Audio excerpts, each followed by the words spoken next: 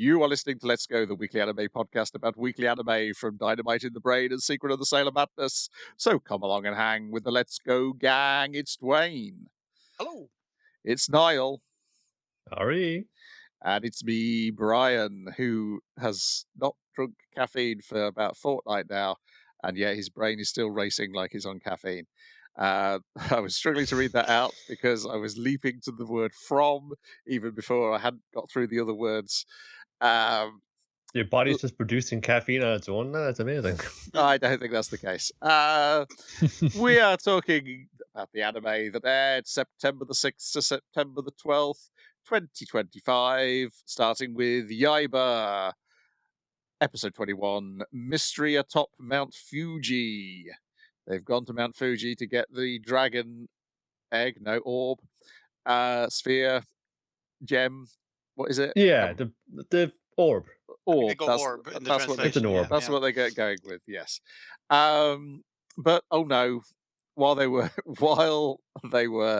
looking for the orbs, Onimaru has taken over the world and planted his castle on top of Mount Fuji. So let's go and fight him. But the Mount Fuji thing is less of a problem because we did have to kick his ass anyway. But the taking over the world thing means unwanted people will not fucking serve. So they can't stay anywhere. Which is fortunate that they do find a bathhouse in the middle of the woods. No, they didn't. Mr. Spider has been sent with a specific mission to get them here quicker. He's just I'm not waiting for this final boss fight. Just bring them here and I'll fight Yaiba. So this is I guess a human trap bathhouse is the kind of thing because the doors, the shutters roll in and it's also a rocket ship. Everything's a fucking rocket ship with Mr. Spider. So yeah. Yeah. So they end up on the castle. They have a fight in the sky. The Oni have got what are they hovering on? Like clams, yes, rocket clams. I want to call them. Yes, and Yaiba has the indignity of being defeated by his own orb. Onimaru has mastered the Thunder Orb and is using it against him now. He's way better at it. So they leg it into the castle, they hide. Which is, I think, the funniest drawing in the episode is when they're all hiding down that side corridor in various ways. Yeah, with Musashi in the cardboard box with just his eyebrows sticking out of the top of the cardboard box. There's a lost cat in there. Poor little fella. And then they realise, we can get out of here by leaping down the rubbish chute, which they do. Mr. Spider is in hot pursuit.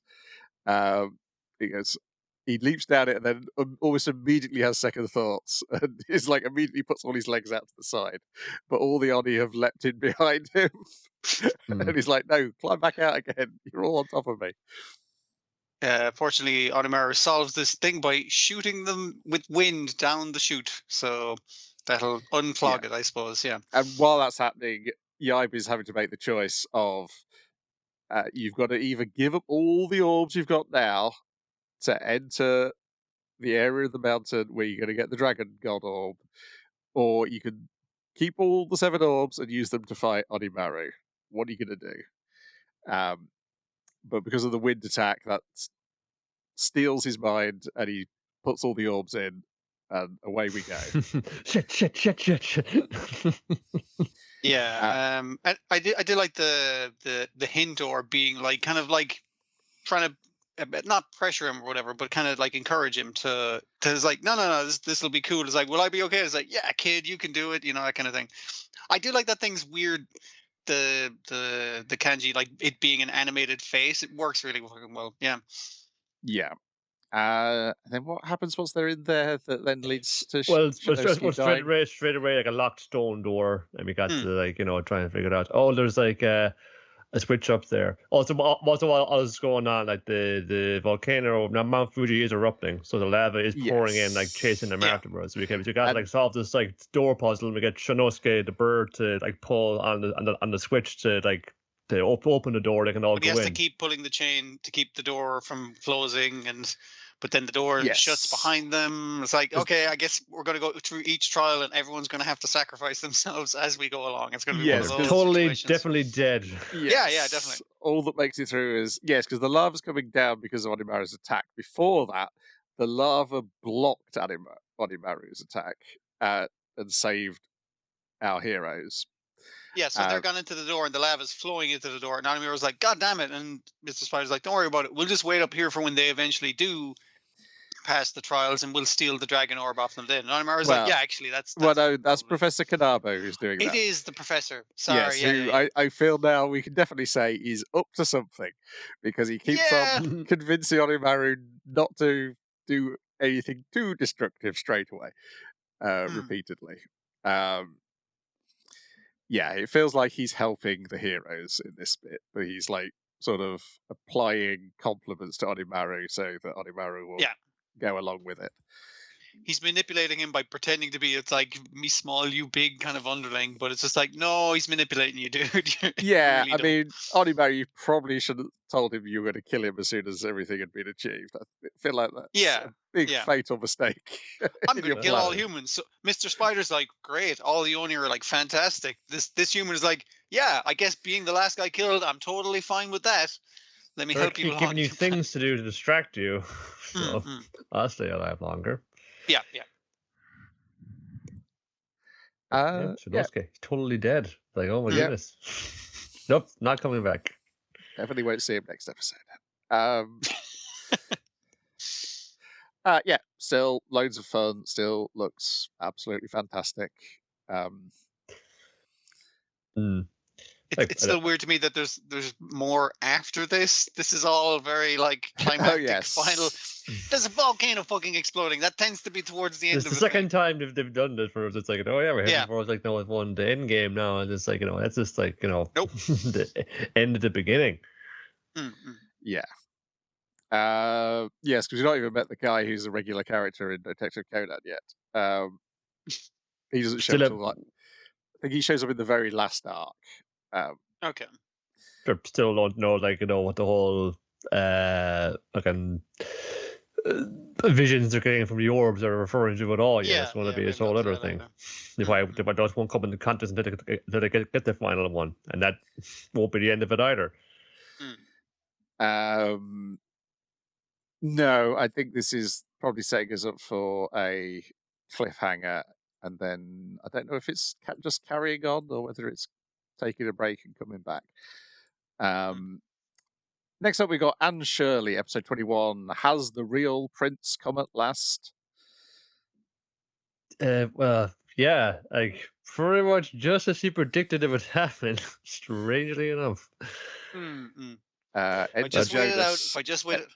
Yeah.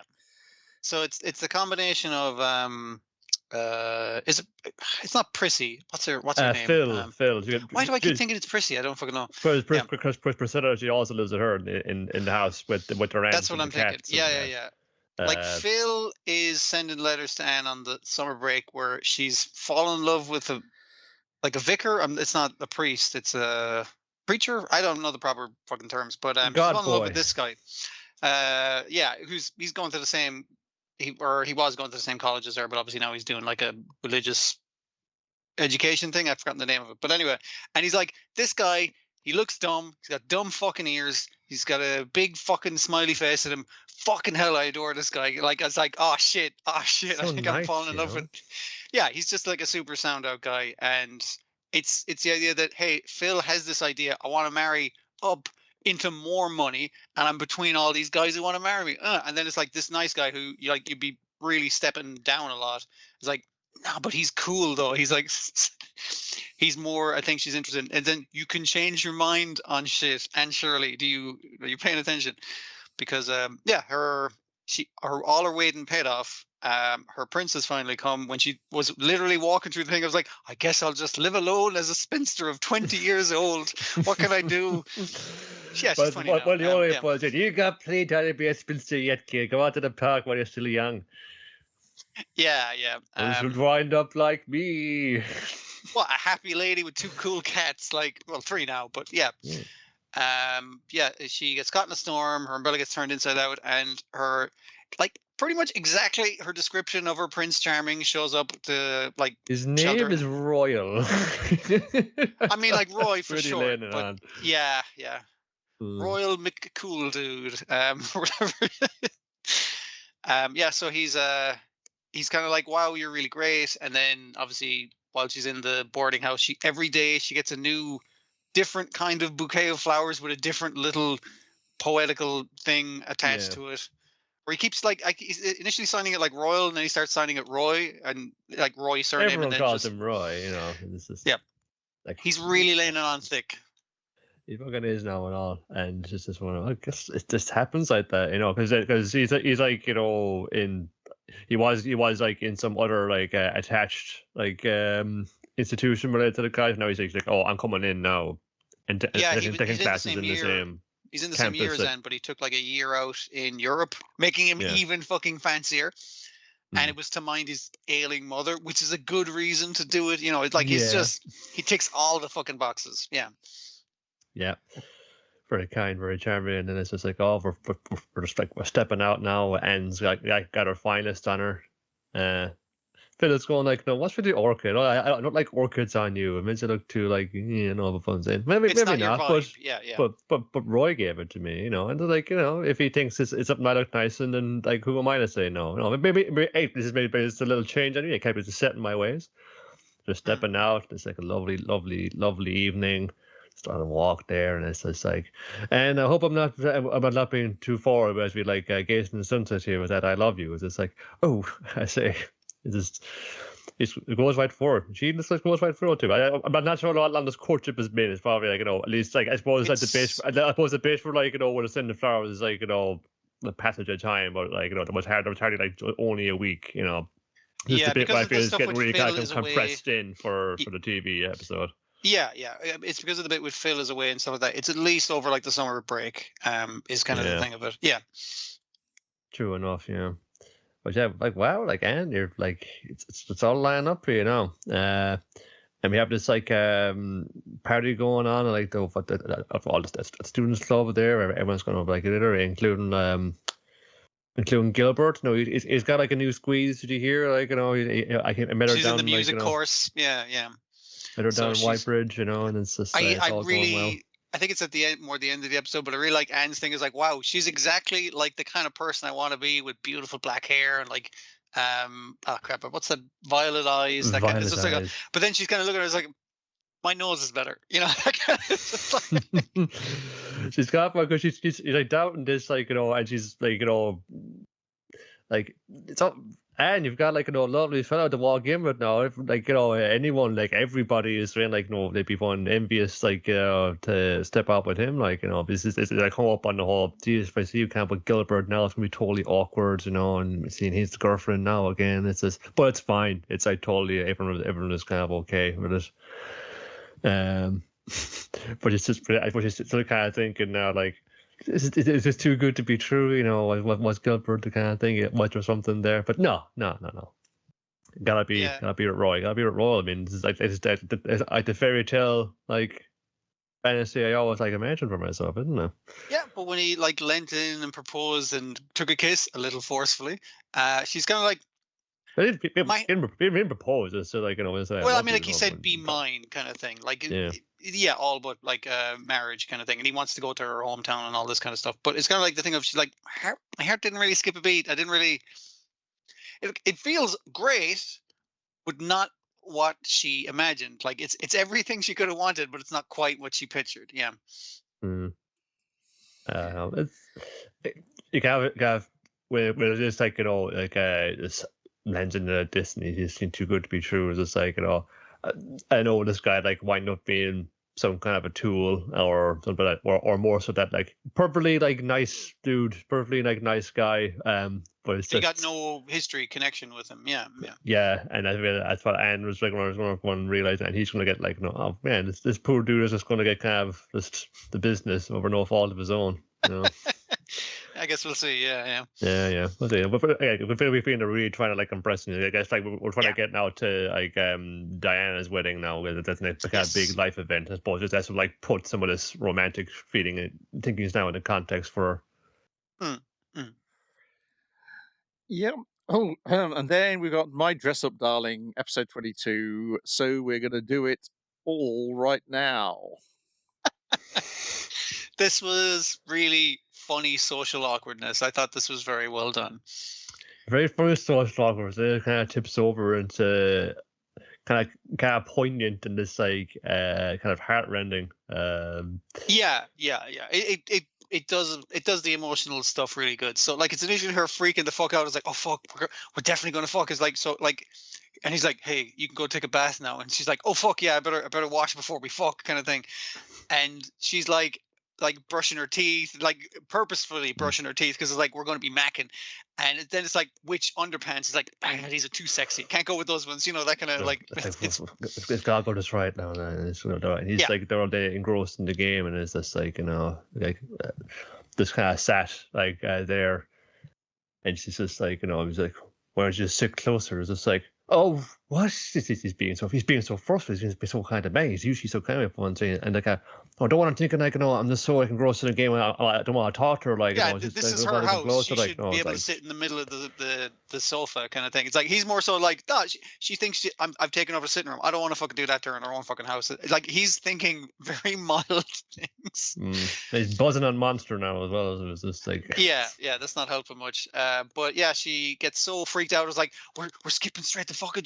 Generally, it's like we start going out and we have a first case, and it's like we're going to go straight to it. It's gonna. So she's like, it's going too quick. I can't handle it. Like she falls off the couch and he like leans over, going like, "Are you okay?" And initially it's like, "Oh God, it's going to happen." And but he's like genuine concern. It's like you fell and hit your head. That was really fucking loud. Are you okay? And she's like, I got to eat something first. And he's like, yeah, grand. We'll have a pot noodle. Like it's cool. And she's like, I feel better after that. And he's still playing the game, and she's like the adrenaline has gone down, and she's had something, so she falls asleep. So he just picks her up, puts her into bed, and he sticks with his plan of drinking Monster Energy and playing. I was wondering at the start why it was this like like horror, sexual, like all the warnings were on the top of this episode, and I was like, oh, it's from him playing the video game, which is incredibly fucked up. It's just this whole like visual novel narrative one thing, which wasn't even in a convent and all. The convent was all like a fantasy conjured by a shattered psyche of all the trauma she's lived through, all the other like, the nuns abuse were like, she suffered, and all the nuns are just like facets of her they were all like personality. altars or like parts of her that she then has to consume as meat, and like it's that kind of fucking psychological horror thing. And what I love about it is it did remind me of when you like stay up way too fucking late watching or playing something really spooky, and then it fucking really gets under your skin. But obviously you're watching that happen to someone else, and he's like, I'm freaking out, man. It's just like it was the best way to play it / the worst way to play it. But yeah, it kept him up all night. So win-win just there. like wake up and it's just like, what happened? It's just like, but it's like, I suppose she's relieved in one sense. It's like, oh, he's not that kind of dude. You wouldn't like he's not gonna like that. Force kind of thing. But then he's like, I wonder, just kind of why didn't he try anything though? And it has to be that one. Like you got to like, he's not going to pick up on this, and it's just like he doesn't even kind of see you. I can imagine you kind of that way in your day to day. It's like, oh, it's this gal was like crazy about everyone like dressing up and doing cosplays and stuff, And I'm just like, or like a business partner, or I'm like a go-to guy for getting this stuff done, and we're good friends through that. Like, he's not going to pick it up, like like you will have to just like, like. Lay it out for him, like, and because he's getting like those feelings from being around her, doing things with her, but it's just like he's filtering it through like oh, it's the same thing I have like like with traditional like Hina dolls that we make, I'm like getting that same kind of like little kind of lift like from being around her and doing this, because he's thinking it's all just like, oh, this is because I'm not into happy, I feel it's like very freed up and light and happy around whenever I'm around her doing this, and he's just like he hasn't quite come across there, but he doesn't know what that is. He doesn't recognize that what it is, like. Yeah. Where she's like asking friends, like, "Hey, if that other guy in the class like confessed, like, what do you think?" And he was like, "Yeah, that wouldn't work because you're not compatible." It's like, yeah, that's what I'm fucking saying. So she's basically kind of mulling over her head. Is like, okay, so I need it's not going to happen from him, and she's worried. Is like, if I say it to him, is he going to be like, nah, we're not like that? And he's eventually going to ghost her. She has this whole scenario in her head that upsets her. But she's like, no, I got to go after him because he's not going to fucking, he's not going to know shit. I'm just skimming through this, and there is the bit when she's in the bed talking to her soft toy about how she's realizing, oh, I'm going to have to tell him that I like him. Yeah. And then she's crying, she rolls over, starts crying, and then the camera pulls out and shows her in bed with the giant titted maid. Beside it's completely the funny thing deflating of, like, it. Yeah, it's the idea that, like, and a lot of it, like, especially the cosplay stuff, is kind of like you, the audience, are supposed to be like ogling the fucking cosplayers and shit. But it's like, it's the sexual tension between teenagers, but it's more played for comedy. It's like, a lot of the shit you do is sexual. You're curling up, you're crying into your fucking titty body pillow kind of thing. Just like, you don't think you're going to be sending mixed signals at all at any stage. Like, it's stupid teenagers, and that's why it works for, like, the awkward comedy of us. Like, you two clearly like each other. If you could just get your shit together, you'd be grand. You'd be happy out. Well, it's just getting kind of just like you want these kids, like, to make it. You want these kids to get along. So when you see them all kind of just wonder about this stuff, and why not be nothing. And with Seven gotten like back around to that girl who hates her. So that's one in the background. That's not going to help matters. So again, it's like it's kind of kept me engaged a little bit. It throws like little like hooks like this, where it's like, oh, there's this. Well, there's hasn't been kind of progress in relationship. It was just like, I guess, like, we're getting more, I guess, crystallization of the feelings that they have, but just need to have, like, they haven't got that last piece for themselves to get them to see each other what they are. I know, and it still looks like, fancy and funny and girls, and they're really good at this at taking off the styles of other things, like, whether it be for like an episode of a fake anime show, or even like a horror video game. They're really good. They're very good mimics of everything there. I didn't expect the horror nun game to be like a kind of like pixel kind of pixel, not voxel style, and I was just like, oh yeah, that's really interesting, because the way the other characters were reacting is like, oh, I fucking love that thing, and even him telling the two girls over like Discord or whatever that he's just like, yeah, that was really fucked up, really fucked me up, and they're like, oh, it's your first playthrough and you're all fucked up from it. I'm so excited for you. There's multiple endings, and it's just like they're all excited. He's like, I've been up all night and I'm really fucked up from this thing. So it's again. And it's the idea that they really like it, and they're very cute, and we got to do the scene, the dinner table scene, and it's just like, but it was all like a fairly muted, like, pixel palette style, but in their heads it was a very different thing from what we were presented to it. It's just really, really good at a style mimic. Then we don't have the summer Hikaru died, because we already talked about this week's episode last week, because there wasn't actually that episode last week, and I got confused. We're just that fast, folks. Then we got Puniru, episode 22, Friendly Enough to Always Argue, in which Puniru and Kotaro have a falling out over getting his new cutie-chan charm dropped in a drain, and so she runs away to Mami's house, where we get to meet Mami's strange family, and meanwhile we get a flashback to Kotaro, where we kind of get more information on those kindergarten bullies who we've seen before, but now we see them as Fist of the North Star thugs, being led by a celebrity toddler called Doll. I did like that. Was just like, this is like, this may not be accurate. Year 2000 in his own fucking. I was like, I guess it would have been the year 2000 something, but which leads to the only thing which made me tear up this week, which is the bit when he's wishing to the real Santa for a proper friend, and drawing the drawing of Puniru, the drawing from last episode that he said he could always do. That's the one good drawing he could always do. And you're like, okay, so we're getting into Puniru's origins a little bit here. I don't think it will come up again this season, but if there's another season, I believe it definitely comes up, because I believe in the comic now it's much more elaborated on. I don't know whether it involves the real Santa though. Excellent. It did do a good job of like laying that fucking stuff out where he's at the party and it's the same scene we've seen before where the girls are like, you're picking the cute toy, that's for girls, you're being weird, you're being a little weirdo. And even like Santa will know what I want, and the Santa at the Christmas party does not know what he wants, and it's just so upsetting to a small child. Sweet robot though, I haven't appealed in a while. But it's not cute, and that's the thing he's wishing for, and drawing as hard as he possibly can with crayon. I guess the initial Punaroo, because it's like, he's drawing a cute penguin. Oh, he knows what to do. Yeah.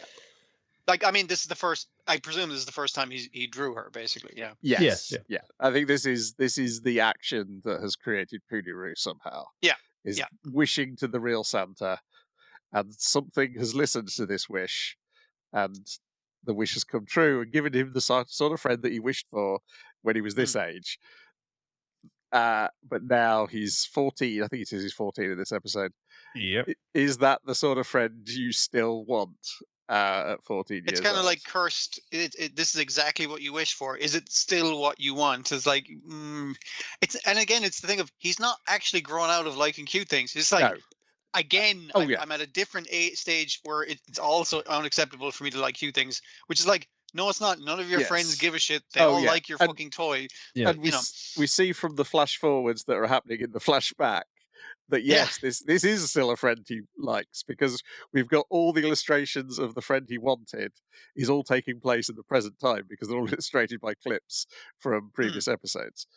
But this is the problem Punaroo has at the end of the episode, is like, oh, I'm a toy, so am I just a pretend friend? It's similar to that thing you were saying before, Nell, where like playing with toys and stuff can give you this to help you socialize and become like a more rounded kind of person and stuff. But in this case, it's the toys' reaction to that. It's like, am I just practice for like when he gets to real people? And that thing that Jelly finally said finally hits her, where it's just like, oh, that was an insult, and I feel bad now. It's like all these, like, was it like 2 or 3 episodes later? It's finally hit her. Yeah. It's from like regret. Yeah. Yes. And she's gotten fished out to Keyring from all the different things from the drain, and thinking like, this guy do it, and now suddenly like, it's Kotaro, like, this is like more of a kind of, I don't know, I guess mature, kind of old my kind of like level kind of friend now, like. I think he's confused again. It's just like, do I want like a girlfriend, or do I want a friend who's a girl? Like, where am I at out here now? Because I suppose like it is like at that age, it's fun. This is the age when you're like you're just about to get into high school, so you're meant to be like chasing girls and stuff. That's what boys do at this age. The hormones are like starting to kick in, I assume, is the problem. I think they're like in the middle of middle school. They're in the middle. He's in the middle of middle school. Mammy's in the last year of middle school. Because I think later on they'll all go up a year, and then they'll be like, "Oh, Mammy's going to high school." There'll be a Mammy who goes to high school plot line. Goodbye, you'll never see me again. I mean, like, you'll see her constantly. She'll never make it.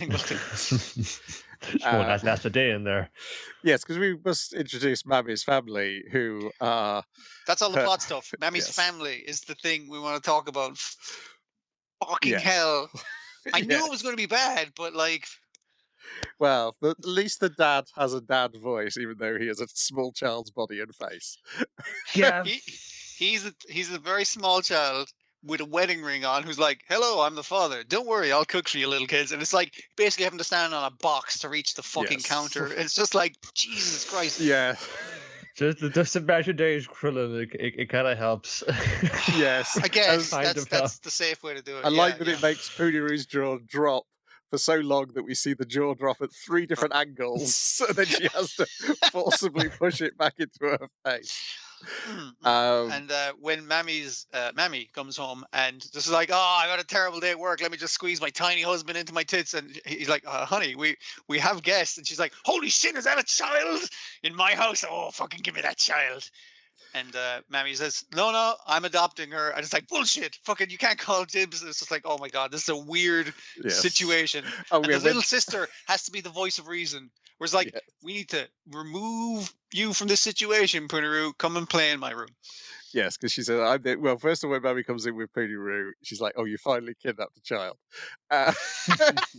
Just expecting it to happen someday. I thought I'd see it on the news. I didn't think you'd bring him home. Yes, and she says, oh, I'm the only normal one in this family. We'll go to my room. And then immediately proves she's not normal either by having this weird fantasy game where they're all like working in an office and she's like a big fan of Atome games. It's the kid copying the adults, and she sees the man come home and complain about the office and the boss was such a dick, and using the phone is like, yes, okay, yes. Bruno transforms into a boss and also starts answering the phone like that. It's her very specific fantasy of what a woman in her 20s is like, is the weird thing about it. The details are like, you should not have these details at 7 years old. And Punaroo can't understand the toy phone's not a real phone, and that's when she has her existential crisis, when the 7-year-old explains it to her. She would like a real phone like her older sister, but she's stuck with this toy phone. You know, it's fine for playing pretend. It's like, oh, is that what I am? I'm not a real friend. Okay. Yeah. Yeah. And big old existential crisis for the toy slime. Great episode. I'd like that they resist that the mum running in a sleazier cartoon, she would be bouncing all over the place. Yeah. She does shove her husband's head into her tits, but like in a way that's like in a comedy way rather than a horny way, I guess. Yeah. Yes, yeah, but everything's being held in place when she does the run. So now, for any of you weirdos out there, you've been like an appropriate outlet for those urges, okay? Yeah. It's like, look, just with the setup with the parents there, it's a particular genre of a particular something, and like I'm aware of it and aware of the whole thing, but I don't know, this could be this like a grand kind of comment about that now as well. Isn't that kind of messed up? I think there are people out there into this kind of thing. This is definitely the kind of show to take the piss out of that. Yes, that genre existing, that kind of thing. Yeah, and also, as the fans like to say, ruin your sexual preferences if you haven't encountered it before at 14 and you're watching this.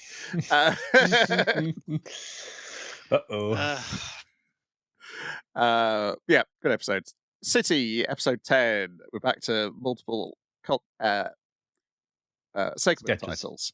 That's it. Yeah. That day, that summer, video distribution company Nagumo, Straw Delivery, Self-Esteem, Rico Azumi FC, Make Your Mark on History, Class 2-3, Old Man Summer, new TV program, and next episode, and next episode, and next episode, and next episode. Oh, man.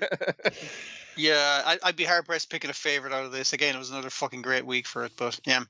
I think Self-Esteem was my favorite. Yeah, the punchline. Yeah, I mean, like the play is always fantastic. Like now that we've been set up with that amazing thing, it's like surely he's not going to outdo himself, but it's like, oh no, he's still got it. Well, you see, I just starts of plays, but never I get the finish of them. It's just like I guess he starts strong, but we never see him actually follow through with it. Yeah, it's really good up to the intermission. Clearly, yes, that day, that summer is, it's the dad, 3 outlets. Yes. The editor, and who's the third guy? Is it the dad from upstairs, or is it the Mr. Adatara family? That's it.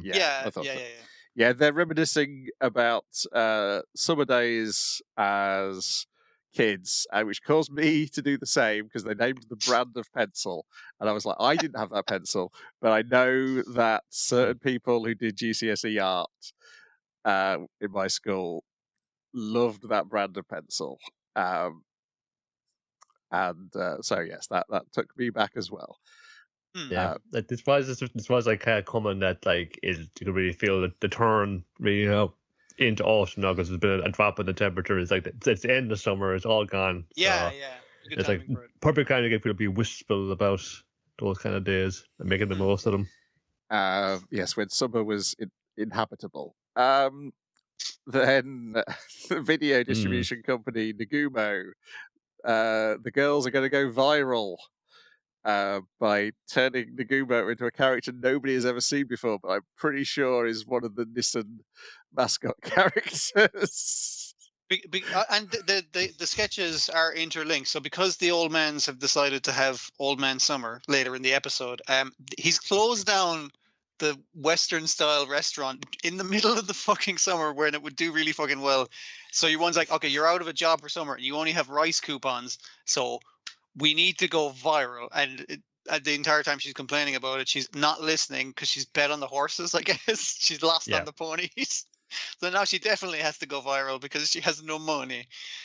But it's a thing of, we'll use your natural athleticism and also come up with a bunch of cool catchphrases that'll really catch on. Also wear this costume and this inner tube and all the things that'll make you popular. Fly around and see what you do. There was a lady like outside a restaurant, at a different restaurant. It's just like, oh no, we're in trouble. Our delivery guy, he's been put out of action. I wonder, is there anybody who's like, very physically fit and active and run really fast, who's desperate for money and has nothing to do all day, who come by and do this for a ridiculously low wage? It's just like, nah, that's not my style. Like, Nagamo! Nikuru was right there on the scooter. This is a gold opportunity. Don't you understand? Yeah, it's the failing restaurant that the dad repeatedly visits in the previous episode. It's exactly the same one where it's just like, oh no, something has gone fatally wrong with the restaurant and everything depends on this delivery of soba, I think soba. It is. Yeah. So while chasing the soba, they see the cat has stolen the tempura. Yes. Oh, sorry. Yeah, the cat has stolen the tempura initially. One's just like, they start chasing the cat. They call it a cat. We don't know what the fuck it is. One's like, I was just gonna cook up another tempura shrimp, but all right, you guys do you. But then there's a reward for the cat. She's like, wait, fuck this soba business. I'm gonna catch that cat. And one's like, no, we'll do both, and we'll go viral for doing it. Yeah.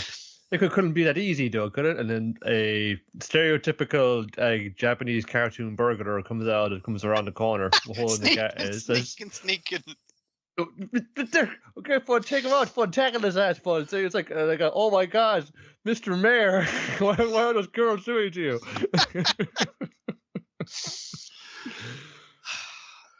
Just like that, the mayor was dressed with the handkerchief over the head and the bag with the swirly pattern. It's just like, what was the mayor doing? Embezzling, I'm going to assume.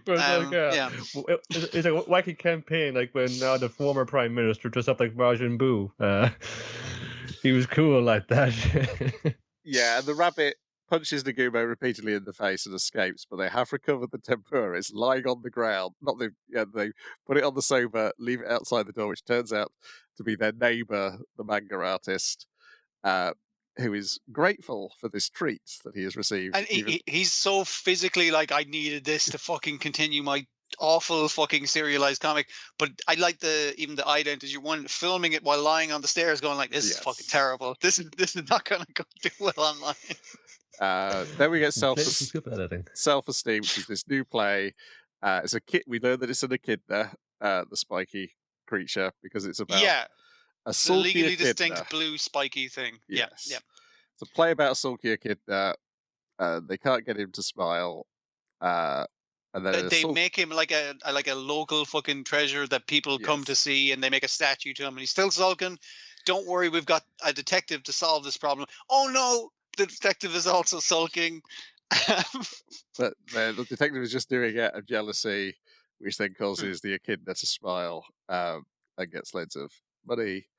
And then the detective draws a sword on the echidna. That's the end of part 1. Come back in 10 minutes for part 2 of Self-Esteem. It goes for a Seijun Suzuki. This freeze frame. The light goes all red. You see the silhouettes. It's like, ooh, he's upped his game. Yes. Where Self-Esteem will enter the play, and one person in the audience goes, "It was a character." What the fuck? That was such a good fucking reaction. Yeah, that's a great fucking joke. It's a great play. It's There's always a good a play. little bit in the play. You know, I wonder if Nagamomo's channeling some of that, or it's like, is this going to kind of needle her a bit? And say, oh, the fucking detective now. It feels like, you know, a bit of a waster and whenever amount anything. You know, it's just like, you know, and that's why you do that. Why she's fucking. I wonder. Like, you know, like, no, it's not. I'm just in the play, but maybe you are kind of hitting on a few kind of sore points there. Yeah, but she's also, using that to inform her character, which is good acting. So yes. yeah. Also, there's a suspicion that the whole going viral thing is just because Nakura wants to take videos of Nagumo and dress her up in things. I mean, yeah. No, perish the thought. And if they can make a bit of Do-Re-Mi doing it, fucking why not? Yeah. Because you think if they actually wanted to make money, they'd get Wacko involved. No, Wacko's an agent of chaos. You can't like entirely depend. You can depend on her to make something fucking crazy, but like goddess not of whim, sensible. you know. Yes. But she's Yeah. very Your good. angle or your devil. But yeah, she does win loads of prizes with her creativity. That's the thing, though. Yeah, that's true as well. Yeah. Riko Azumi FC, which turned out to be fan club, not football club, as I was hoping. I mean, like a lot of the football club are involved, so There's enough of them for a football club, yeah. Yes. So Tatewaku is very happy with going out with Riko. he's walking down the street in his trendiest clothes that we already are aware Still of. looking like a fucking vagrant. Like just a bottle of sake just bouncing on his fucking hip, and just like fucking everything's looking up for me, and that's when he's interrupted by the monk. The monk who like fucking like not tackles him, like grabs him like he's a backpack. Yes. And won't fucking let go. Where he's like, I'm number 2 fan of Riko. And then like he gets the title introduction. All of these guys get title introductions as to their ranking of the fan club, and he's like, we can't let you pass. And then the cop shows up. He's like, officer, this old man's assaulting me. He's like, I'm fucking number 3 from the fan on the thing. You shall not pass. Like, just every fucking dipshit who's in love with this girl. Like, and the thing about it is, and even the captain of the football club has shown up, and when the other guys like pick him up by the legs and raise him up to be above the crowd, I was just like, for fuck's sake. But he's like, you gotta stop, because we need her to be pure and free so we can all admire her from afar. It doesn't work if she has a boyfriend. Yeah, it doesn't work if she has a boyfriend. And as he points out, it doesn't matter what you guys think. She likes me, so you got to deal with her. Like, oh, fuck, he's got us there. And she happens to be passing by. He's like, no, I don't. Not at all. And then we zoom out to the edge of the Milky Way, zoom all the way back into Earth. As he falls through the core of the Earth. Yeah. He's falling backwards that fucking hard that we needed to take it all in. Yeah. That's a great shot. Yeah. It is. Then make your mark on history, class 2-3. It's the last makeup exam of the summer. They've spent their entire summer doing makeup exams. And they want to leave their mark on. Constantly derailed by bullshit like this. And they decide they're going to come up. Well, yeah, it's the middle one of the Adatara family. Decides they're going to come up with a phrase, and then like they catchphrase, submit it as the we can build the buzz phrase of the year, and everyone will remember. Buzz phrase, that's the word. Yes, because at first they're trying to think of a record they could get in the Guinness Book of Records, which is how Guinness Book of Records comes in. That is great, where it just gets more esoteric as to like, it's just like, oh, but what if thing, and then the more esoteric it gets, the more it's like, this is like a fucking catchphrase. This is, we can fucking submit this. It just, they lose track of what they're fucking trying to do several times over. And the teacher encouraging them is the spice to all Don't of this. You want to do something with your summer? And they're like, yeah, we come up with it. We could break a world record, or eventually forgetting what the world record was and trying to make up a buzz phrase. And the teacher's like, that's it. That's the fucking one. These all like, you know, shh. I'm calling them. Hello, is this a buzzword place? I got a buzzword for you. What? Okay. Right. So does Guinness count as a snack? Count as what? Does it count as a thing you can put into your bag? Yeah, pretty good, right? Yeah? I think the phrase they ended up with was, do Guinness and bananas count? That's and then you have to further explain it as a thing you can put in your bag. Because because Right. he's Well, thank you. Okay, bye. yeah. Right. Somebody had said we would need to do something like do Banana's cat as a snack, and then it was does Guinness cat as a snack? Does Guinness cat as a banana? Do bananas and Guinness count?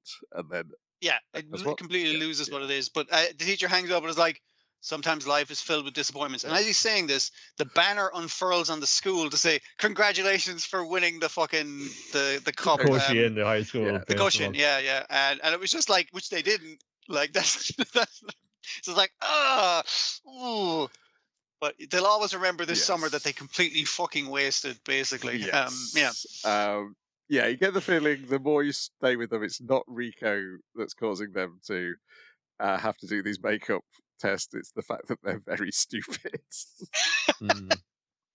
Yeah, he is a stupid guy in a class full of fucking idiots. Like, there's no one. Some of them are very everyone. confident in their superior. Like Yes. Adatara, like number 2, they're fun. If we his cup of coffee, always at this point, it's like, I'll make a wise pronouncement here that doesn't actually contain any meaning or substance. But I said it very confidently. Old man summer. The 3 lads are on the bus. Woo! Drinking in the back of the bus. And the bus driver going like, "Excuse me, gentlemen." There's like, "Oh fuck, we were too loud, weren't we?" It's like, "You mind if I get in on that?" And they're like, "Haha, no, you're driving." You're driving. Get the You can't do fuck. So they arrive at the beach location. The weather's as bad as it It's a could typhoon. be. Yeah. But they've resolved it. It's like, no, we're gonna power through. We're gonna fucking have the most beautiful fucking summer of our memories. That's what's gonna happen. And like, I guess wind-based violence is what happens to them. Yeah. It's just determination. It's just like, I have to have fun on the beach. Otherwise, what am I wearing these trunks for? I've been wearing a lie. I can't live with myself. The other guy I'm also going in. deep pantses and like, I was also wearing trunks. I'm fucking up for it. Let's fucking go. Yeah, I hate to say these middle-aged men are coming closer and closer to my mindsets. Same. Of like, Same. of me marking every miniature golf course on Google Maps that's near me, or I may go at some point, just with a vague idea that maybe one summer I'll spend it going and trying out all these miniature golf courses. Too real. Yes. And then you think that's the end, the credits are running, and then you go, oh, there's an awful lot of time after the credits. That's because you've never got done that before. you've got to get every next episode preview of an entirely new TV program. Tate Waku, no Daibo can. So next episode is that she has like a mechanical backpack that he's trying to stop her from getting rocketed away. That's the opening for like the next episode. Yeah, and the wind up on a desert island. And that's the episode after that. Yeah. But I love how it always comes in at the point saying, "Hi, I'm Tate Watu." What? She's in bed in the bag. It's put away. And I like the fact that, like, as soon as the bag is introduced, the bag is now a character in it. So when they're kidnapped by the underground aliens, the bag is also tied up to a post beside him, kind of thing. Like, the bag is its own character. It's just established now. It's going to be recurring throughout this new series. Yes, and it's hard to tell by the end whether this actually happened or not. I think it happened in his head, and he fell out of a tree. And I don't know if it wasn't the falling out of a tree and he banged his head and he invented this whole fucking sequel series. It's just like, no, I think he was thinking this while in the tree. He was imagining this because there was like Rico that she's like, she would never make those expressions. Like, the most we get out of her is just like, a little, like, this is that smile that lights up the whole world. That's kind of most you get out of her. She's like, being like anime girl embarrassed, going what, turning bright red. It's like, nah, he's imagining this or is exaggerating it. I think the delivering the bag back is probably real, because I think what will eventually be revealed, either in this or in the comic, is that the reason she's tired all day is because she's staying up not late doing electronic stuff and computer stuff, because we know she's a super computer hacker from the race episode. Yes, it's possible the bag is sentient and jet powered and shit like that. That bit is possible, but I'm not sure any of this shit happened. But it is really the pirates, the aliens, the various other things they ran into. Shit, yeah. but at the same time, it could be real. We've seen other people's Yeah. flashbacks where there's a giant robot. Yeah, that's true. That's true. There was multiple people having different flashbacks, all of which showing this giant robot. Yeah, No and explanation. not to mention the scientist like rocket drill that he made for the big city race, but like their drone Yeah. technology is otherworldly, basically. Is Yeah. this the first episode where it's absolutely clear that the city's called City? I think from the news, like So it's the news on this Oh yeah, the episode. news. Yes. Yeah. Yeah, because I can't remember that coming up before. I'm sure they've just said City Race, and you just assume. Yes, the city race, which Yeah. the city that we're in, like yeah. Yes, It's like no, not- that's the name of it. Yeah. So you might see the tick turn up on this then. Yes, quite possibly. Certainly, what you may see is me buying the manga when this series ends. Yeah. Because I think it's going to do the job. Same as Boo Boo's going to do the job. I've a well thumbed volume 1 of it, but I didn't like come across anymore. This that was fun. I should get more of that, but there wasn't any kind of pull for it. Now there's much more of a pull. Yeah, Yeah. exactly. And then we got Sakamoto Days, episode 20, Mutual Fans. Yeah, like this Tora Marder chick who's all right. You know, she's just like you in a way. Shin, we ever like you? We're two sides of the same coin. We both big fans of Sakamoto. She kind of comes around to him where it's like, oh, you're a big fan as well because you're doing his like neck crack thing that he does, and he's like, no, I wasn't. And she's like, I love him because my favorite thing about him is that he's super cool and unemotional. And Shin's like, nah, like he's really nice. Like he should fire us, honestly, because his shop is doing fucking terribly. But he keeps us on because he's a decent fucking guy. She's like, how fucking dare you claim to be #1 fan? Now I'm definitely gonna kill you all.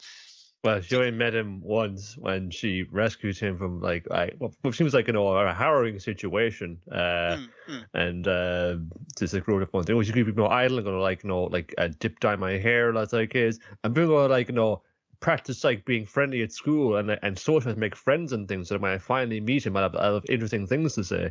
Yeah, because she takes the like otaku thing a bit like insultingly, but she has actually done the correct thing. You've taken your hyperfixation and you've used it to develop socially, develop internally. Like she wanted to pick out a song that would suit him, so now she got into music. Like she's grown as a person because of this one fucking thing she's hyperfixated. It's like, yeah, now you need to like cut off from that a little bit, just separate it. But that's the part she hasn't gotten to yet. And Now we must violence is the fight. bit. Yeah. Whereas the other two are just like hours all together. It was like, Mafui were down like, well, poor Kaji there was just like, hey, you're like scholarship student. Who are you? Fun said, I'm Kaji. And it's just like, hey, we're just like, I was wanting to know we're going to go to fun. Well, but this is what we're going to do about this fun girl. She's going to kill us at fun. Say, I just think it was just like, I won't butt in. He's And very he tried to socially warn her awkward. about to like run over a cliff into into raging like rapids. This is okay. I tried to tell him, but I'm just like I'm very shy. Yeah, the other guy's done because he fell into the rapids, and now he's like, and he rescues him on a log, but he's gonna like, I feel ill. I'm covered in filthy fucking river water, and I'm like motion sick from the river. So he's staying out of the fight. But then our other guy is kind of like, should I go like, hey man, I got your back? He's like, no, that's not cool. Should I go in without saying anything? I was like, I'm gonna wait for them to talk to me. Like he's just incredibly socially awkward. He's fighting for his life, like down on a log. It's just like I should probably get in there, but I don't want to make a whole scene of it. It doesn't really know me. Like it's like it's gonna be weird. Yeah, like confused with like she's pumping that thing like a shotgun, but it fires like a machine gun. Yeah, I think it's a mixed fucking thing. I think it's whatever the fuck it needs to be, honestly. An axe most of the time, but the axe can pop off in the sense you can get it both ways, and that's when Shin goes, I shouldn't fight Sakamoto because I'm not a big heavy dude like he is. I should stop trying to copy him. Just I try and fight like I would. So use telepathy. Use use your smarts like that. Remember that fish could also be a thought of fish so that you can lure her towards a waterfall and get her to fall into it. It's like, oh yeah, of course. But then when he also hears her cries for help, because she's like pinned under the water and saying the real. No, she's not pinned. Her little doll is pinned. Her little doll, but she won't let go of it. So she'll drown rather than leave it. So he's like, okay, I got to go in and save you. And she's like, why did you save me? He's like, it's what Sakamoto would have done. She's like, all right, you can have my doll. You're the #1 fan. He's like, I don't Juan, your weird little fucking doll. This isn't cool. And it's like, I guess we've all got it all resolved until she gets fucking side whacked in the fucking head into the side of a fucking cliff by that guy who we saw lurking around with those other two dudes. He's removed his tail, so it's just like, you're automatically out, dude. What are you doing? He's being remote controlled with virtual reality back at Slur's headquarter Gaku, warehouse thing. By Gaku, yeah. So it's doing stuff weird, like, you know, it's like they had him like one burrito or a sandwich. He's just like unwrapping it and going through it, and then the dude out there is just going like miming the same actions. Yeah. And he's just like, there's a bit of lag, but like, this is pretty cool. And it's like, hey, would you pull my visor back down? And this is like, all right, don't be dick. Like, you're here to recruit people. And he's like, I'm just going to kill people because I don't care. Like, all the instructors that are like, you know, they all have your phone pinned down and phone saying, okay, kid, you know, you've been disqualified. We would take kindly to fucking excessive force around there if when we have to, just and then you get around to fucking that massacring them with ease. All these like instructors, like hardened assassins, with their own little gimmicks, like that lady who's like, you know, just strings a lot of like, you know, knives and cleavers along a length of rope, gets her brains smashed out into a cliff. All these guys had their own thing, and they're all being like, "Listen, we're professionals. We don't want kill happy people here. We're here to kill for money, and we're here to train you to kill for money." So, but yeah, they all get fucking really fucked up by this remote control guy. Yeah, then Mafuyu and Toromaru, they get into the mix, and then rest of them are like, "We gotta get the fuck out of here!" Like, no, the guys are going to told us to go. We can't take this dude on. And Shane is just like, "No, I gotta go back." That's always what Sakamoto would do. He wouldn't leave like people behind to get mussed up as well. Yeah. Yeah, again, it's hitting its stride. You know, if we get like an all this is just shotgun axe is just like it's a motif I've seen before in other animes and other things like that.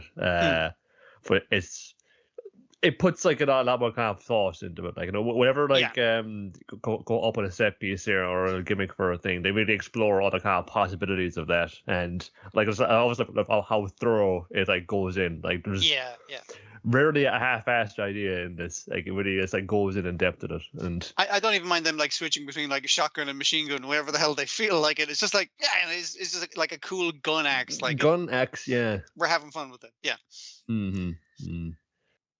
Oh, and then the rest of them have a picnic after the credits. They do, yes. You know, I don't mind cooking when it was just like out here and like, you know, in nature. It's pretty good actually. I hadn't realised City had finished. There's 13 volumes, of which I guess the thing we just saw at the end of this episode was in volume 11. So maybe I don't need to buy the manga. Maybe the anime will. Maybe you want to have it anyway. Yeah, I do. Yes, it might be a nice thing to revisit. I was wondering, yes, because it's coming up to Christmas, so I'll get some sort of voucher from work, no doubt, for Amazon. I may just get all of it on Kindle in one big lump. The whole office will buy you a volume each, and then it is, yes. Right, on to Detectives These Days Are Crazy, episode 11, Mashiro and the Psychic of Love. In which epic full TV half hour in which our very detectives special TV movie are asked to go to the village of Idioto to rescue a guy's wife. It does. A man his wife is going to be executed by the new psychic who's come to their sealed off village. He's cleared them of their spirit affliction, so everyone believes in his psychic powers. Also, this guy has an accent that is in fucking like that. None of them are like, "Where the fuck are you from?" It's just like, "Oh, it's just a village up the mountain, up the ways," and it's just like it's not a local accent, and it's just the village's name keeps changing. I love her so much because she's like, no, she's got a great rack, you know. Yes. That's the recurring joke: is everyone talking about his wife's amazing rack, and Mashiro going, "Man, will you stop it, man? Stop talking about breasts. Only I'm allowed to talk about her breasts." And yes, the bulk of the episode is Nagumo doing detective work, solving it, and then getting incredibly drunk and forgetting what he'd learned for an hour, and then remembering at the crucial time. And I was before- tempted to use it as a yes. background when he has all the information Yes. gathered, but the drunkenness makes it all blurry except for the words boobs, which is on his list twice. Yes. Of his little Well, mind palace. The other Uh, other like half comprises Mashiro just getting into various like combat situations with the head shamaness. yes. Yeah, that's so good because like the shamanist thing is like it's the shamanist. She was the spiritual leader until your man comes in, so she's like, I'm all on fucking board with his shit. He's the real fucking deal. And all of the guys, like everyone else in the village, like treats the shamanist like, I guess like their local pro wrestler. Like they're the one Yes. she's putting in behind because she's got the thing, and she's like, you're pretty tough, kid. And it's like, but they're just combination of beating the shit out of each other. I think they have a karaoke battle. Yes. Yeah. Mashiro won various that other one. things. Yeah. You get the feeling that she has given them the villagers the wrong impression of what a shamaness does, and they just have just The accepted. shamanist is the most powerful woman in the village. Yeah, yeah. Yes. We're all aware of that, right? I will say the boobs being on his list twice does make sense at the end because Hmm. they are both a description of the woman and they also turn out to be a clue as to That's the real right, yeah. identity of the psychic. One was boobs on a person, the other was boobs in a magazine, as it turns out. So it was both different clues had to be on the list twice. Yeah. Yes. That's how I knew the doctor wouldn't allow her to die because he also is a man who appreciates the female form. Yeah. So like, it eventually leads to him. She's on a cross. She's not getting crucified, but they're gonna set fire to her. And he's like, "No, Bashar, like, you stand back, let him fucking do it." And she's like, "What the fuck? Like, man, I trusted you." And he's like, "Come with me. You better come too, guy." And it's just like, we're gonna meet the guy and his wife, which he's more reacting to her tits rather than her. But he's like, he drops his accent, but it's like, I knew he's putting it on. I knew it. but yeah, it turns out the new head psychic is just like, no, I'm a doctor. For some reason, they're all up on magic shit. I just cured them of like their local fucking shit that was going on. But she had it really bad, so we had to get her sent to a hospital. But you're not allowed to leave the village except for like your man and his wife were allowed to leave the village because they ran the shop, I think, so they'd pick up supplies and whatnot. Yes. But no one else is allowed to leave the village. So it's like, okay, I had to kill her so she could leave, get like the operation done. And then I'd say she came back to life or something like that. Cause I make up some psychic shit. I had to do it because I love tits. I can't let those tits go to waste. And it's just like, okay, so you're doing this for legitimate reasons, but you're also a creep. Okay. I'm glad we covered that. Yes. And they've said this too loudly, and the shamaness and the rest of the village have heard. They were right there. And Yeah, Bashir so- is like, I can't fight her anymore. I've used up all my strength. And the giver is, don't worry, I called the police. And then the police show up and they like, you can't just create your own village laws where you can execute people. There's no, yeah, and it's the standard like all blank faced bald policeman who just seemingly solve the problems by beating the shit out of it and throwing it into a fucking Yes. A paddy lot wagon more kind of thing. effective than the another anime. Yeah. Yeah. But just the sensible thing was like, don't worry, I called the cops, and it's just like, yeah, I guess that would have solved this problem a lot quicker. Like, your man should have went to the cops. They're going to sacrifice my wife, but the cops are like, that's illegal, so we're going to do something about that. And then they get home with a note saying you're going to be evicted unless you pay your rent. And they're like, oh no, but don't worry, we got But we that got 5 5 million yen. No, we got 5 million fucking idiot bucks, which is about, well, it's 500. It's like 50,000 yen. That's something. Yes. It's not going to pay the fucking rent, but it's No. going to pay a tiny amount of it. And so that's the problem they got next week. How are they going to pay the rent? Will they be We evicted? can't. I also like how this has got like a sort of a sepia tone put over the entire episode. Yes. Yeah, making it the movie special kind of thing where it's going for realism, gritty realism of this fucked up village with a cult, and it's just like, Yes. but also like battles with an old lady and that kind of thing. Yeah. And the end credits of the karaoke as well. That was, But- and showing all the bits that she's doing fucking badly. I was just, that's great. Voice cracking. That's pretty good score overall, but not perfect. Yeah. So the shaman was moved to tears by the whole thing. So yeah, It was better than she could manage for sure. the feeling was palpable. Yeah, but the favourite bit of the shamaness fights is the bit where she starts commenting And Mashiro goes, yeah, you're a lot like me when I was younger. I also used to work as a detective's assistant. And then while she's going through the flashback, Mashiro has come up behind her and put her in a sleeper hold and knocked her out. That was the second time Mashiro had interrupted her while she was doing an aside by, trying to put her in a sleeper hold. This time it was effective, which it was very funny. Like, yeah, good shit. Who attacks while someone's doing a flashback?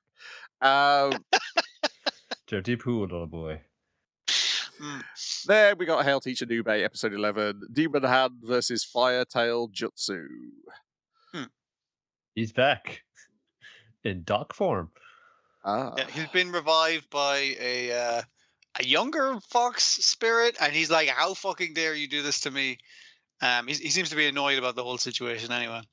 But he's basically going to take up exactly the same position he had before and just say, "I was sleeping."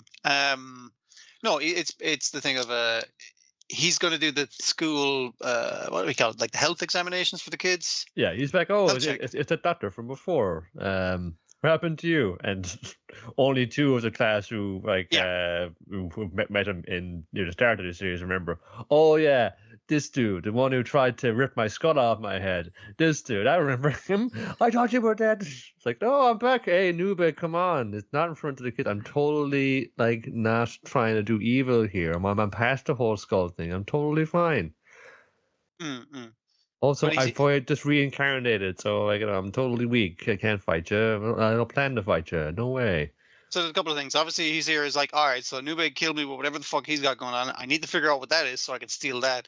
And also that skull scooping stick that he had, it's like, that's just his standard thing. I thought that was a specialist thing for the job of skull scooping, but it is just his standard weapon that he uses. Okay. Well, scooping out a skull is effective for it to neutralize your opponent. It doesn't need to be for a ritualistic thing. Yeah. Also, some other unknown evil is creeping towards. It's bursts off a solar panel, opens a portal in the sky, and drops on a dog onto a little a globule or something onto a dog. I didn't see that dog get fucked up, man. That was pretty gnarly. Yeah, this eventually winds up in front of the school gates, and is turned into a desiccated husk. But what was in it was some kind of, I'm going to call it like a spirit fish, like a gulper eel kind of looking thing. And it makes a fog that it swims around in the sky.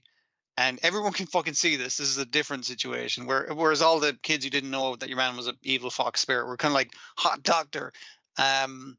They're like fucking ghost fish that is, I want to say, ejecting white material from lower on its body onto children for the purposes of putting eggs on them. And I was just like, none of this looks fucking good. Yeah. If better if they died in a fire that Tamamo summoned. Try and get a rise in a new bay point. Come on, show me the hand. Hit me with that hand. Oh, he hit me with the hand. Yeah, that's the stuff. Oh, fuck. Yeah, he threatened the children because if I threaten the children, you'll go fucking serious on me. And it's like, okay, I need to fucking limp away. But fortunately, this ghost has come and distracted me from my limping away. But he's also waiting to see. He's like, anyway, don't use your hand in it. No, it'll just feed off the spirit energy and get bigger. Also, it's all the eggs on the children are feeding on their life force and going to make new horrible ghost fish. So how's Nube going to get out of this one? Probably hitting it with his hand, but he just got to do it right. Yeah. I wonder what the point deal is, or was Tamamo was he on a run from this thing, and then he was just like, the only thing that can take this out is Nube. I gotta get him on side. He has nothing to do with this, and that seems to be just some random ghost of the week, and he also has shown up this week, is what I'm guessing has happened. Yeah, because I'm skimming through it now. He's saying once Nube leaps into its mouth and makes it explode, he's like, oh, got to get my hand on that hand. That's the power I need, so I can become an even more perfect Yoko. This fish is really it's a benefit for him, but it's not anything he planned. He's going to use it to his advantage now, though. Yeah, the fish is then regenerating, so I don't know what they're going to do next week. That's some bad luck, Nube. Then we've got Me and the Alien Mumu, episode 23, Mumu, Sakuraku, and the Risk of Apocalypse, in which Dr. Octal, or a reasonable AI facsimile thereof, kidnaps most of our cast, and Well, he kidnaps all the cast that were written about in Mumu's reports, yes, which is most of the cast, but not the stupidest one. That's the important yes. thing. And in the midst of them being kidnapped and the cat assembling and learning of the evil plan of that, still learning about scientific principles and blindfold and saying, okay, he's a hologram. It's just but he's still punching a point and saying, oh no, it's actually like a sonic pressure weapon. If I just do it, I can actually do He's a anything. If I do it, I can projection, punch and in there. I know it's effective and it looks like I'm doing something there. Yeah, because I was worried. It's like, are we just going to get like fucking the big end game? We're not going to learn about washing machines. Oh man! But then it was like, no. This is a hologram technology we do have today, but also it's using like sound as like haptic feedback. Yes. And we get the president explaining Pressure haptic and feedback. sound. Yes. Yeah, how that fucking works, haptics and stuff. Yes, and I was like, oh yeah, this is a much better explanation of this sort of thing than hard light holograms. I mean, like that's when you have. How force was fields, Gaku controlling that yeah. remotely back in Sakamoto days? Well, here's how when it comes to science of how it all worked. Yeah. But yeah, as Anamori points out, once they discover, is like, I think Octal's not. While Octal is saying, "I'm pushing the moon towards us to destroy both mankind, the moderate faction, and the extremist faction." While he's saying that, Anamori is like, is that what he's really doing? It feels like he's testing Mumu because it seems like a test. All right, yeah. Why did he just kill us all? Why did he go to and the also effort he's doing it as he's specifying, I'm going to turn off all fucking human electronics. How he fucking does that, we don't fucking see. But it's just like turn off everything on Earth, and because it's nighttime in Japan, it's nighttime everywhere. So no one on Earth will know that the moon's going to hit. They'll all just fucking die, and like no one will even know how it happened or how to fucking stop it. Like that's. But it's only this. Well, they say that it seems like it's not on a power driver, but they no, you've actually probably only within a certain radius because the cats have gone to Akihiro's place, and it's just more the last guy we thought he was. By the way, we're talking alien cats. Don't mind about that right now. There's a big situation right here. He takes it on. Oh, of course I believe you. I mean, just cute little cats after all. Look at you, who wouldn't believe this with his face? But anyways, I actually learned something screwed about like disaster preparedness, and I got a wind-up radio, and we're getting an emergency broadcast. So it's somewhere in the country it's still got power. Yeah. So then he goes. They go to they know where they are because Sakuragi uses the cat repeller to send Morse code to Mumu. Yeah, sorry, when Sakurago is like tied up on the post next to your man, and the other ones are like Shibari fucking tied up from the ceiling kind of thing. And it's like, why did you do that specifically, hologram cat? And it's just like, I was just going that way. We can't fucking help these things. But like so your one recognizes that they're in the school because like, look, we're in like it's the president of the school. It's the principal's like hidden vault, one of the 7 wonders of the campus. Yeah, where he's committing some kind of embezzlement or something like that. Yes, like it's not clear what crime this place exists to do, but it is to do that. So yeah, she can use the cat noise, sonic repellent device. The sonic repellent device to do Morse code. Because remember that episode where we taught Mumu Morse code? Yes. It's like Mumu's always been paying attention. I totally learned this. Yeah, I'll get it down pat. He's definitely because Octal's like saying, he's not diligent, and Sakuragi's no, they are diligent sometimes.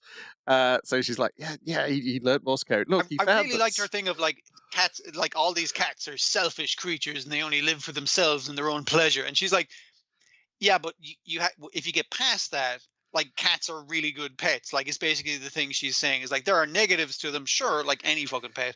But it's about people, like Yeah. We can't all get along like if we keep getting hung up on minor kind of behavioral things about ourselves, like minor personal stuff. Because the fake Dr. Octal is kind of insinuating that Mumu's selfish. He killed the real Dr. Octal and his wife and grafted themselves onto him. I assume the doctors did that to Mumu rather than like to to change Mumu or to keep Mumu alive, basically, is the thing. And it seems like Yes. it's like Mumu might have got them killed by trying to keep up their scientific research. Basically, it's just like if you, I think the story is a little different than what we're getting. Yeah. Yes. Yeah, she chooses to put her trust in him, is constantly saying throughout this that okay, he learned Morse code. No, he just followed the sound, as he explains. The annoying noise. But it is the thing of you could still trust him. He's still here to help you. yes, like everything. because Octal says he would run away from the planet and leave you to die, which he has not done. Because as he's saying this, we see him dragging Decimal and Siberia away from where they were fighting Dr. Octal on the little trolley to Akihiro's place. But it kind of overlaying that was like he's selfish and out to save his own skin. It's like, but he's literally dragging the other fucking cats out. But the problem is they're in the president's illegal fucking money laundering room. And it's like, how do we get him out? It's got a door lock on it, which is one of the ident fucking things. It's got an electronic lock, but the electrics are out. So I was like, we need to get enough electrics up. So we're going to have him climb up the power lines and attach it. Don't worry, I've told him by holding your breath, you can't get electrocuted. No, he didn't tell him that. Akihiro believes that. He believes this. They do it all the time in India, apparently.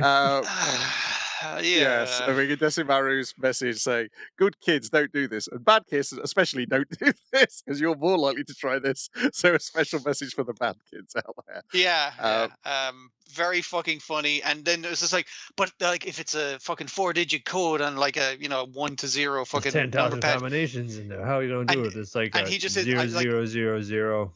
Yeah, I just hit 0 4 times, and they're like, it probably reset when the power went out. It's like it's a shitty old fucking cheap down on the lock. Well, he's here for the money laundering, not for the fucking like making it good.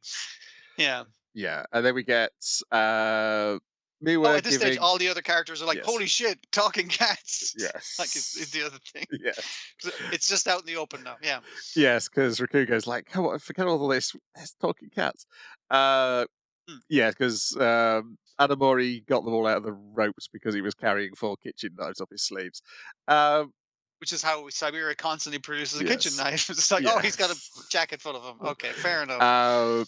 So we get Miwa sort of getting Sakuraki's confidence back, and then also saying, I can't die a virgin, so we've got to save the world. Great motivation. And Tenkobashi rings up Sunoku and asks her what she would do if it was the end of the world, and she says, I would like it to be the end of the world. I don't want to think about that. And I got shit to do, we're just growing close. And he's like, oh, now I'm fucking horny and my third eye chakra is fucking awakened. And... yeah. Let's fix this, mother. Yes, we're going to stop the Earth. I guess so the moon will miss and get back into orbit again. How he's going to achieve this from a provincial college, I don't know. But he figured this out years ago. Yeah, or it's going to be some nonsense, but we'll also teach you about home appliances. We've had Nikola Tesla come up like a couple of times now. It probably is one of his crackpot ideas that like, no, if you just like do this very basic thing, you can stop the Earth. Earthquake machine or something to change. I mean, it might be something else. He might just fucking pull out his microwave gun. Who fucking knows what mad shit he's got planned? But should be fun. Yeah, the touch of the trepanning hole glowing is very nice because they've not brought it up for a while. Because that's what I think. It's like when I said like the chakra thing. It's supposed to be like a mystical fucking thing, but you can see like his cheeks have reddened, the steam coming out his nose. Like, oh fuck, she wants to get with me. And now I've realized it's like, okay, that's the thing that gets you fired up. All right, whatever works to save the world. It's fine. Yeah, but we do know a drill went through that spot in his forehead as well. So it's a whole straight to his brain. So yeah. It's his good days and his bad days. Yeah. Supposed to be good for you, but I wouldn't want to give it a go. You first. Yeah, quite. And that's where we leave it. They're going to save the world next week. I presume that'll be the grand finale. Yes. Or whether it'll be 2 episodes for a grand finale, I don't know. I assume it just resolves this, and then you've still got the friction between the moderates and the extremists, but probably without the immediate threat of the Earth being destroyed. Yeah. Because I think it's an ongoing manga, so If it continues and we have to sell home appliances to tigers, I'm fucking all for it. That's still a good premise for a show. Yeah. Maybe the sinister AI Dr. Otto will be like, "I'll get you next time, Moo Moo. Next time." But like I Yeah, said, yeah. it does feel like he's appearing more sinister than he actually is. And I like how they draw him with the very long tail. It looks like what's the sci-fi thing that they use in in D&D, it's the Displacer Beast. Yeah. I know the kind in- of thing you're talking about. Yeah, where it's got the tentacles coming off its back. It looks like that the way the tail's all positioned, and it's all Black Panther-y, but I sort of domesticated. thought what I was doing with like, because you see an effect sometimes where he's kind of the tails double back, and it looked like it had two tails, like a Necromata, like the yokai of a cat that lives 100 years old. Yeah. It's about Probably, that extra long space tail. Like that was the thing in there's a bunch of things that have that, like Mew and Pokemon and that kind of shit. Yeah, yeah. Coeurl. Yeah, the Coeurl's what I was thinking of, because that's the thing they just called it a Coeurl in Final Fantasy, and that's what Muggy is in Dirty Pair in the books. In the books, he's a big sleek panther with tentacles coming off him. Yeah, it looks really cool. It's not a big fucking stupid bear. I assume they changed it because they're like, you can't just take something from a book and put it in a thing. Well, I guess Squaresoft were like, yeah, you can put it on the cover. Just yeah. You might need to change one of the letters a couple of years later or something. But other than that, yeah, you can do whatever the fuck you want. Yeah, but TSR did just changed its name. Yeah. But yeah, he looks like it's like sinister, but it's still just a domestic cat-sized thing. It's just you've got a really long tail. Then we've got New Pantheon Stocking, episode 10, The Sex from Another World, and Lord of the Kogan the Great. This was the point where I was like, is this the best thing airing this year? Presented for your approval. And the Robert Stack fucking like Garter is Robert Stack kind of situation. I was like, that's really fucking good. Wait, is Robert Stack that's Unsolved Mysteries, isn't it? Unsolved Mysteries. That's what the vibes I was getting. There's multiple guys he could be doing. Yeah, it's like, Twilight Zone, isn't it? It's it could be Rod Serling. It could be like a combination of the presentation. That kind of vibes where he's showing you. I guess these are not in continuity. No shit. No. Well, yes, the first one feels a bit like they were like, okay, we want to draw Stocking having sex, but we can't draw Stocking having sex when it's the ordinary Stocking. So we have to make so we have to make up a way to get to us being able to draw this, and so therefore we will do The Thing, then Life Force, then Aliens, then a bit of the Hiddens in there as well.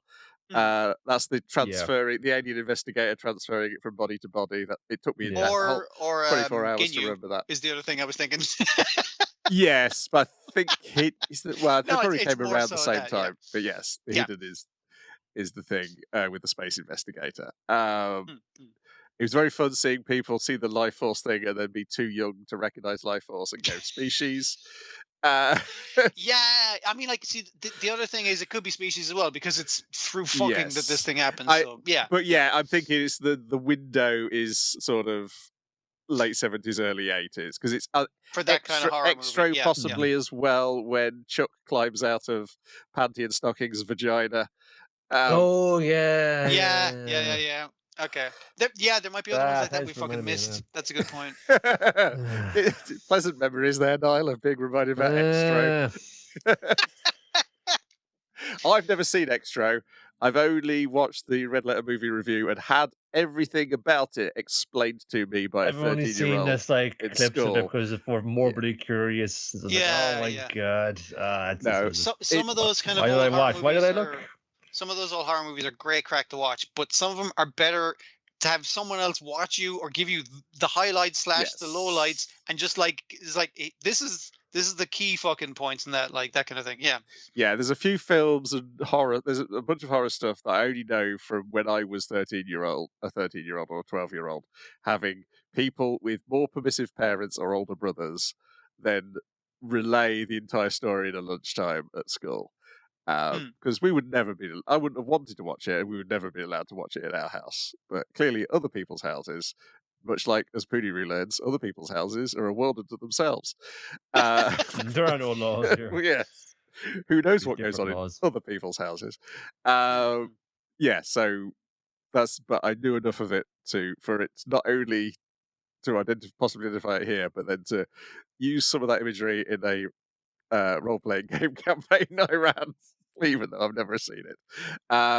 Initially, I thought like it was like, all right, the thing isn't really working, but then it kept piling on the references in a way that was a lot of fun. Yeah. Yeah, it's the piling on the references because my favorite anime Thing parody is in Haybot, where they do an entire episode as a Thing parody. But yes, it's the building up and the combining of, and then you get the alien queen, which is Pantheon stocking at the end, and the entire world being sucked into their vagina, represented by the animation crumpling up. Yeah, on the piece of paper. I did even like having the different subtitles for. I keep wanting to call him Gurr. That's my fucking brain.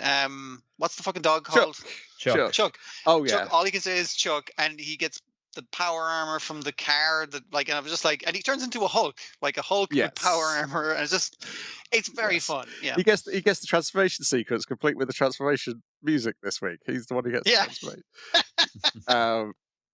As Garterbelt has transferred, or the alien possessing Garterbelt, the alien investigator possessing Garterbelt, has transformed his life force to Brief, and then from Brief to Chuck. As everything escalates and the Pantheon stocking starts laying it, it just becomes the alien queen from Aliens at the end. It's stocking, but the inner mouth is panty. That's very good though. Yeah. Which is more great imagery, and you think, well, that was great, and then they do the second half, and it's even better. It's so much better. Like the only negative of it is it makes the first half look not as good because I had so much more fun with the second. That's it. Like, and that's a great problem to have. So the second is a Conan parody, primarily, but it's lots of other things as well. It's got a few other bits in there, sure. Yeah, and it is not in any language. They're saying things and it's translated into subtitles that aren't any fucking language at all. Like runes. But also the old VHS, the shitty ass fucking like it's been played too many times thing. Fucking thrown down the stairs a couple of times. Yes, it's designed to feel like, oh, this is some sort of lost OVA. We've discovered. And we're showing Someone recorded it off the telly back in the day, and this is the best. They recorded it on long play, so it's real shitty, and the thing's all fuzzy, and the colors are bleeding, but it looks pretty cool, though, right? Yes, and there's like elements of the heavy metal film in there, and there's like certain stuff which you could probably sort of find the OVA that it specifically references. Some of the character designs feel a bit like Cool Bye. I'm thinking of even this like fucking like video game kind of cover art. Because it gets very evocative of like, you know, an 8-bit RPG could have like fun, a lavish box art that is, you know, it makes the imagination just go wild. It's the Frazetta Death Dealer art, I think, is a lot of it. Particularly once you start getting Panty riding on the back of Stocking, her faithful dragon. Some of them are like 1-to-1, you know, Penty Bavaria's many conquests is this like one of them turns out to be like a demon witch in disguise, and that's what you do in the movie, you throw into the fireplace. Yeah, I'm glad they got to do that because that is a very like I don't like the first Conan as much, but that is one of the funnier fucking things in it. Yeah. But it's like, you know, there's definitely like they're cartoon fans. They got like a wide kind of like range of like influence and appetites here. They looked at kind of primal and set with that. So it's like one warrior and they're like their giant reptile pal that's fucking fighting, and there's the parts of Primal where there are dialogues is mostly later on when they kind of like the second season, a Bronze Age civilization and they speak a language but never translated, but it's all in context and you get the idea. That's what really works very well in this, like, because kind of opening with Panty, like this guy dead is like obviously someone she cared about, and takes what I think is like a dragon's fang based off of the end bit, attaches it to the back of her axe, gets fucking hench, and just like goes on several adventures, saves a very what do you call it? Bikini briefs. Yeah, they have him dressed like Princess Leia, like that kind of bikini looking thing. But like he's also like more elven. Like he's much like softer thing, and he's just like he has to be dragged around on a chain, and eventually she frees him by just leaving him there with a key. Just like whatever, goes on more things. I love the thing of Panty being the dragon, and it's like, what's the deal with the fucking dragon thing? And we only find that out later, where we see the demons are gathering, the two demon girls are gathering the dragon eggs. It's a Scanty and Nisok's two-headed like sorceress. Yeah. So they're gathering those so they can become like a dragon, but the dragon egg they missed was stalking, and that's why it was just like, and it's implying all this. You can't fucking understand a goddamn thing they're saying, but it's just showing it through like the visuals, and I was like, yeah, you really get the story pretty well from it. It's very well crafted for a thing that's very fucking silly as well. Just the gigantic hench Panty is really fucking, it's a good design, but it's also like strange as well. Also like Primal, it's extremely violent. So violent. Like even more so when there's like things are getting chopped into cubes usually in the regular run of the main cartoon. It was just like, you're getting stuff like rip and tear. That's what you're all getting here. Dismemberment and disembowelment. Yeah. It's definitely like, again, kind of like a lot of the other things. It's coming from a place of love where they're like, we need to depict the ultra violence lovingly, and they do. And then the VHS tape gets stuck in Garter Belt's TV VHS combo. And you didn't even get to transfer it so we could get a cleaned up version down the line. Oh well, lost media. What can you do? They'll never let us shoot out and dead again, kids. Well, I did just see the roundtable interview that just went up, and I think they did say this. We're the first to do this, and probably the last. Because it was like too much of an undertaking? No, they're specifically referring to the thing in episode 1 where they're parading Panty's vagina around before they reinsert it. I mean, it's like a block with a line on it. It's the most abstract you can fucking depict a vagina in a cartoon. So yeah. Well, like it's they're looking at if they're throwing everything at it. It's like there was an interview with them like some time back where they said we have like years of ideas banked for Panty and Stalking. They've been waiting to go back at it again. Yeah, they get to. Everybody just thought, if we never gonna do this ever again after this, lads, what's the best way we could go out? It's just like go all pick all the wildest ones we can out of the pile and get them on there. Yeah, because they talk about allocating ideas in that interview as well, which I wonder whether that's why they've got Kimiko Ino on board, is to like hammer some of these things into actual stories beyond just being an idea. Keeps them focused. Yeah. That's it. But except for Dan episode 23. Hey, it's a kaiju, and also I might want to talk about that to Stone. I keep forgetting to catch up on that. Yeah, I must do that.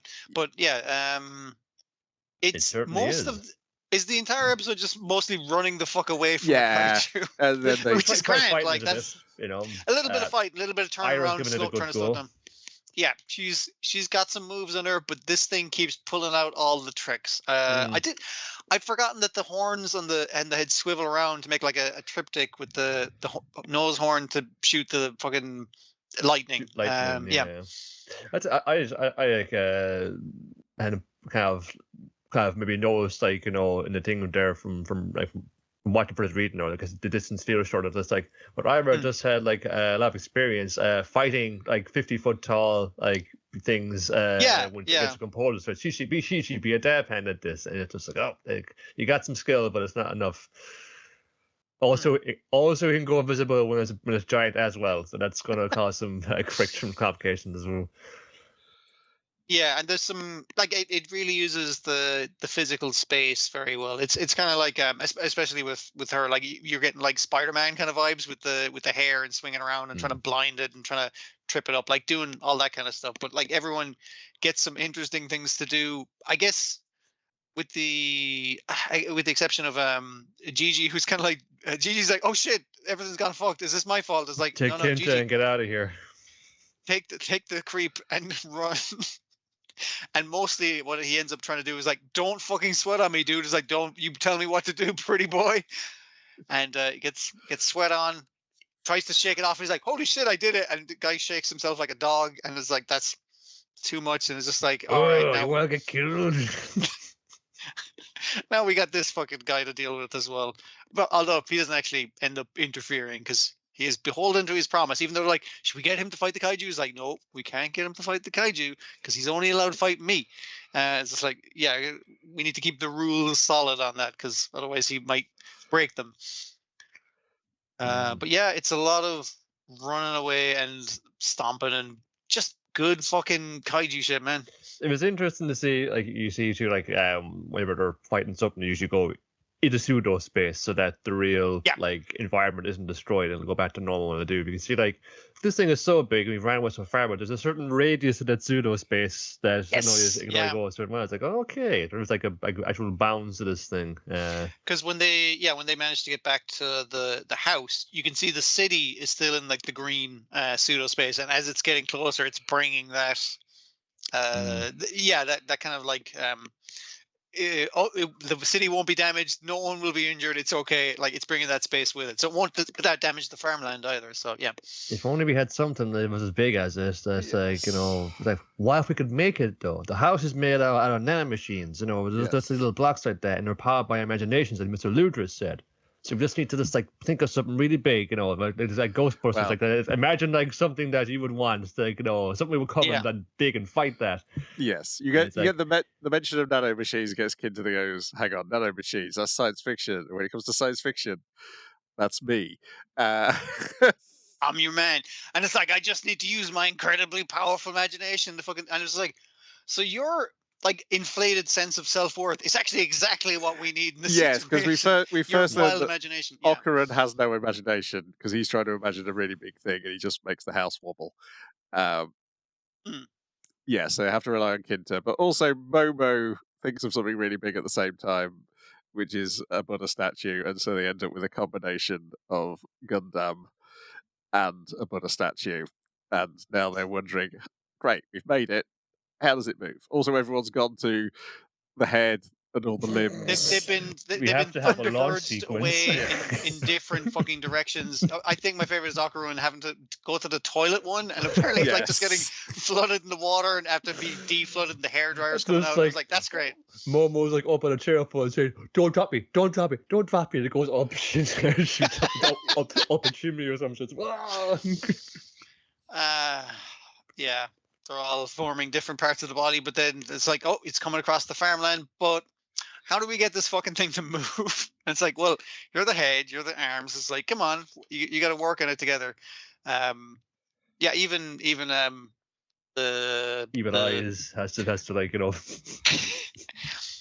And them just shouting at each other over the comms, like annoying teenagers, basically. And I guess I was going to call him Gigi, not Gigi. What's the ghost in him again? I keep forgetting the name of it. Evil Eye. Evil Eye is, sorry, you said it there and I'm stupid. Even Evil Eye just constantly interrupted, like, murder. You know, it's just like, no, Evil Eye, like, just calm down for a second. But he took best to it because he just penciled down that whole Thunderbird shoot. So I was like, that's probably the best way to do it, yeah. Very athletic. So I was wondering this week, because this came up, obviously, and only a few weeks ago we had another giant Buddha, giant robot fight. I was like, okay, there's got to be a shared origin point, and there is 1934's The Great Buddha Arrival. Okay. Possibly one of the foundational kaiju tokusatsu films. Inspired various tokusatsu productions, most notably the Ultraman franchise. Yes. There was a remake. I would think there's to be a leap there, a different like branch to Daimajin, who was like a giant stone statue, but not a Buddha. Because that was it. Can we have it but not be so blasphemous? It's like, yeah, sure. Just make up another giant stone dude. It would be grand. Yeah, but I mean, you get that in a lot of giant robots. Like giant robots, like Egyptian themed giant fucking guy. Like so, yeah. Well, that was style at the time. Yeah, it was like a bit of like something in the air, but like it was kind of coinciding with like the swinging '60s and people getting involved in astrology and shit like that, and pyramid power and stuff like that. It's all kind of of that kind of similar era. Yeah, 2018 remake of The Great Buddha Arrival. Apparently available to stream on Amazon Prime. Don't know if it next week is over here or not. Let me have a quick check. Yeah, Dr. Stone. It's the this week's episode is the one where everybody gets turned to stone, and then only one person gets turned back. That being Suika.